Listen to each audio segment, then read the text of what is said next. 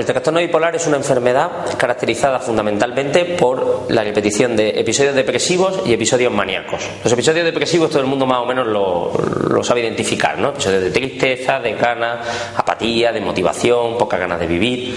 Y los episodios maníacos, que la gente los confunde con las manías, con tener manía, no tienen nada que ver, son episodios de alegría patológica. El paciente está muy contento, está eufórico, está hiperactivo, no para de hablar, no duerme, está desinhibido y piensa que poco menos que se puede comer el mundo, ¿no? Entonces, cuando una persona tiene depresión y manía, hablamos de trastorno bipolar. Una pregunta que nos suele hacer mucho la gente es ¿quién es bipolar? ¿No? Porque uno tiene esta sensación de subidas y bajadas, todas las tenemos en nuestra vida. Mucha gente dice, doctor, yo soy bipolar, o yo tengo una vecina bipolar, o mi hija es bipolar, ¿no? La bipolaridad es distinto a tener altibajo. Los altibajos son episodios donde uno está un poco más triste, o un poco más bajo de ánimo, o contento por determinadas circunstancias, pero son más o menos lógicos, ¿no? Bajones ante problemas y alegría ante cosas buenas de la vida, ¿no? Pero un trastorno bipolar es bastante diferente. Las depresiones suelen ser depresiones largas, ¿no? Que tienen una duración aproximada pues, de varios meses. Son depresiones que se van incubando poco a poco y donde no estamos hablando de un bajón, estamos hablando de una dificultad para llevar una vida normal, para trabajar, para relacionarnos con los demás. Las manías sí son más breves en el tiempo, porque esta alegría patológica una persona no es capaz de aguantarla mucho tiempo, ¿no? Entonces tiene una duración aproximada de una semana, 2 semanas, también depende de si recibimos tratamiento o no. Por tanto, es muy fácil diferenciar una persona con cierto altibajo de un trastorno bipolar. Son dos cosas completamente distintas, ¿no? Vale. Normalmente una persona que tiene un trastorno bipolar no está siempre enferma, ni muchísimo menos. Dependerá del tipo de enfermedad, enfermedades más graves y enfermedades más leves, y dependerá también de si el paciente está o no recibiendo tratamiento. Si una persona está recibiendo el tratamiento adecuado y tiene un seguimiento adecuado por parte de un psiquiatra, normalmente puede estar años sin episodios. Si una persona no recibe ese tratamiento adecuado o tiene otros factores de los que luego podemos hablar que repercuten negativamente sobre la enfermedad, pues puede tener bastantes episodios durante el año.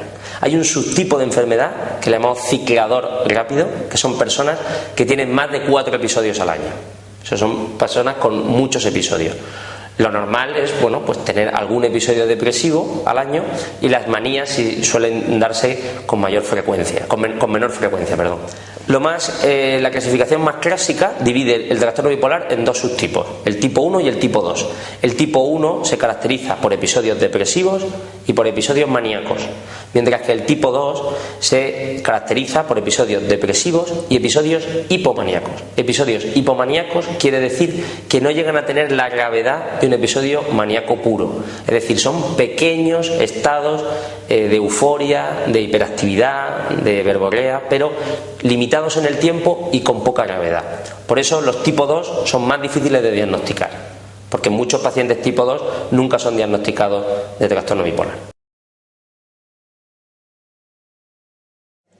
La enfermedad suele aparecer en torno a la adolescencia, ¿no? De los 16, 17 años es el inicio de la enfermedad.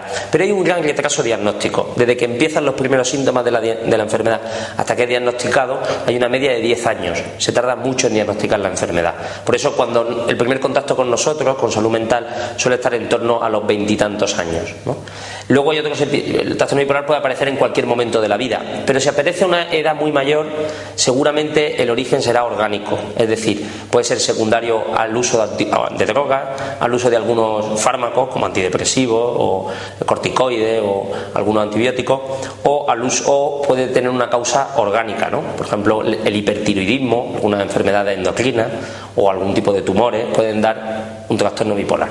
Pero eso ya estaríamos hablando de personas que inician la enfermedad muy tarde. La enfermedad genética empieza a una edad temprana. Es la enfermedad más genética dentro del mundo de la enfermedad mental, o sea, contiene mayor tasa de heredabilidad, mayor vulnerabilidad familiar. Muy frecuente que los pacientes bipolares tengan antecedentes familiares de la enfermedad. Tiene mucho que ver con las costumbres, con los hábitos, con cómo hacemos las cosas, ¿no? Un buen hábito alimentario, un buen hábito en la higiene del sueño, un buen hábito en la vida, ¿no? De llevar una vida ordenada, ¿no? Donde uno sepa lo que tiene que hacer, donde uno lleva una vida. Pues cuando hay caos en todo eso, es más frecuente, uno es más vulnerable para este tipo de trastornos. Entiendo. La droga que está más relacionada con el trastorno bipolar, con diferencia, estadísticamente hablando, es el alcohol. Es decir, es muy frecuente que los pacientes bipolares, hablamos de sustancias psicoactivas, ¿no?, que pueden afectarnos, es el alcohol, ¿no?, porque es mucho más frecuente que fumen tabaco, pero eso no tiene un efecto. Entonces, normalmente porque el alcohol está muy asociado a la depresión. Las personas depresivas muchas veces se refugian en el alcohol. Y el trastorno bipolar, aunque lo que diagnostica la enfermedad sea la manía, tú tienes manía, tienes un trastorno bipolar, lo más frecuente es estar deprimido. Es decir, la mayor parte del tiempo el paciente está deprimido y la mayor carga de la enfermedad la tiene la depresión, no la manía. Una persona está diagnosticada de un trastorno bipolar y lo que quiere es no volver a recaer, no volver a tener nuevos episodios. ¿Qué es lo que debe hacer? Primero y principal, tener un buen terapeuta, un buen psiquiatra, donde tenga un buen contacto, una buena relación entre ambos, donde haya confianza y que haya un seguimiento de ese trastorno. Incluso aunque el paciente no tenga ningún síntoma, porque a veces lo olvida, estando bien no va al médico y es bueno que haya unas ciertas revisiones. Lo segundo, un tratamiento farmacológico adecuado y una buena adherencia al mismo. Lo tercero sería llevar una vida ordenada. Para eso es muy importante la psicoeducación. Trabajamos mucho en que el paciente sepa qué cosas le pueden desarrollar nuevos episodios, ¿no? Consumo de drogas, el estrés, el llevar una vida ordenada, los hábitos, etcétera. Luego también es muy importante que el paciente identifique los síntomas prodrómicos. ¿Qué significa eso? Los síntomas de recaída. Que el paciente se dé cuenta de que está enfermando, porque enseguida puede pedir ayuda. Cuando cogemos el episodio precozmente es mucho más fácil que se cure que si tratamos al paciente cuando ya lleva muchas semanas enfermo, ¿no? Entonces quizás serían las claves. Y luego, por supuesto, una vida sana en cuanto a libre de sustancias tóxicas, ¿no?, de drogas legales o ilegales, y pues el deporte, en fin, la dieta adecuada. El pronóstico del trastorno bipolar es un buen pronóstico en comparación con otras enfermedades mentales más graves, ¿no?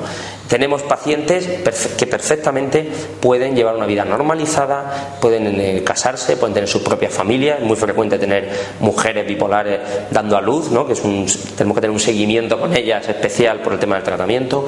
Es muy frecuente tener pacientes bipolares que trabajan y que llevan una vida normalizada. También es verdad que hay muchos pacientes que se jubilan, o hay un tanto por ciento de pacientes que se jubilan.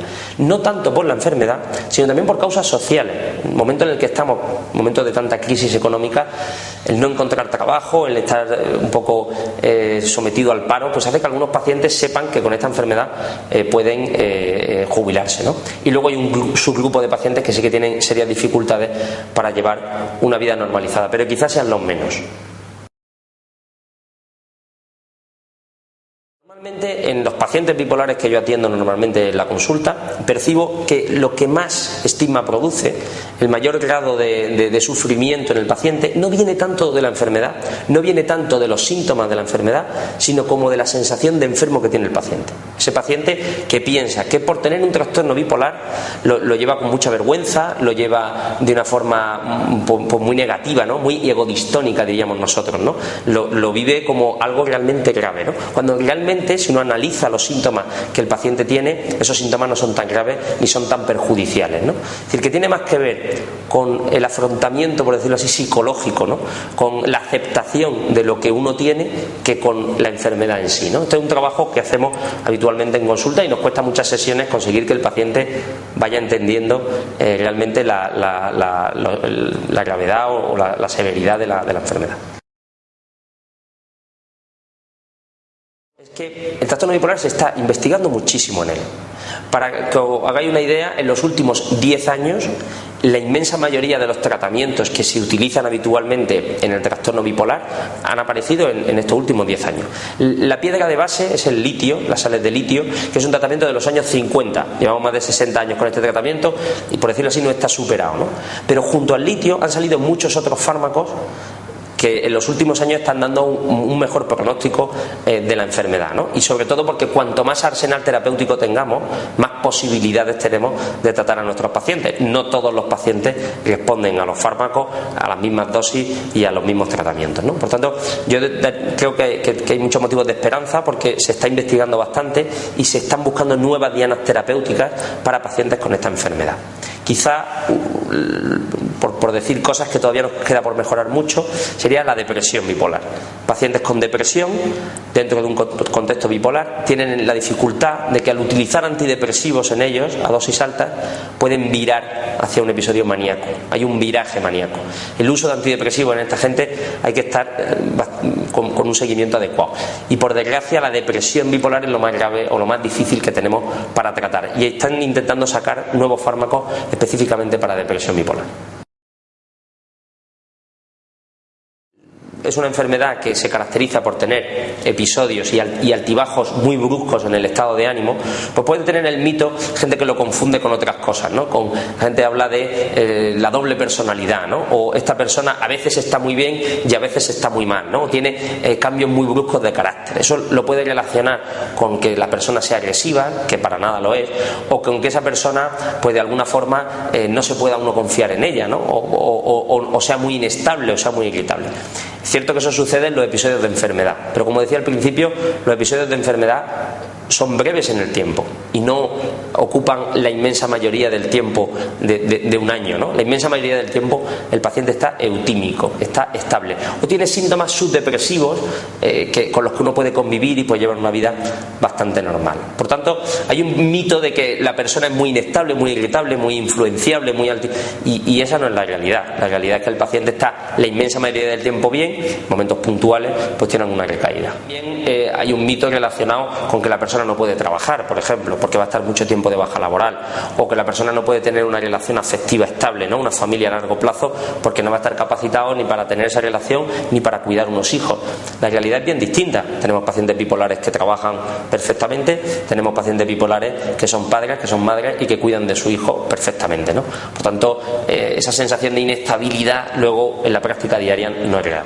Yo sí quería lanzar un mensaje muy importante: que el paciente bipolar dedique un tiempo de su vida, no muy amplio, pero sí intenso, a saber en qué consiste la enfermedad. Hoy en día tenemos libros divulgativos sencillos, fáciles de leer, de preguntas y respuestas, y tenemos la posibilidad en muchos centros de salud mental de dar cursos de psicoeducación, pocas sesiones, 10, 12 sesiones, 15 sesiones acerca de la enfermedad. Creo que merece la pena dedicar un tiempo de la vida, porque muchos pacientes después de estos cursos dicen: doctor, si yo hubiera sabido esto antes 15, 20 años, hubiera podido controlar mi enfermedad mucho mejor, ¿no? Yo no quiero que el paciente viva obsesionado en torno a su enfermedad.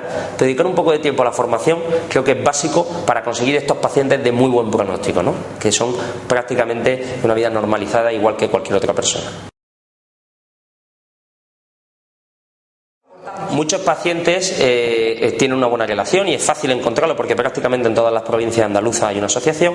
Contactar con la asociación de pacientes y familiares de personas con trastorno bipolar, donde van a recibir esta formación adecuada que decía, ¿no? También la pueden recibir en su centro de salud mental. Y las asociaciones suelen montar jornadas, a lo mejor una jornada anual, donde se da formación específica acerca de la enfermedad. Y es un momento también de ver muchas otras personas con esta enfermedad que llevan esa vida normal.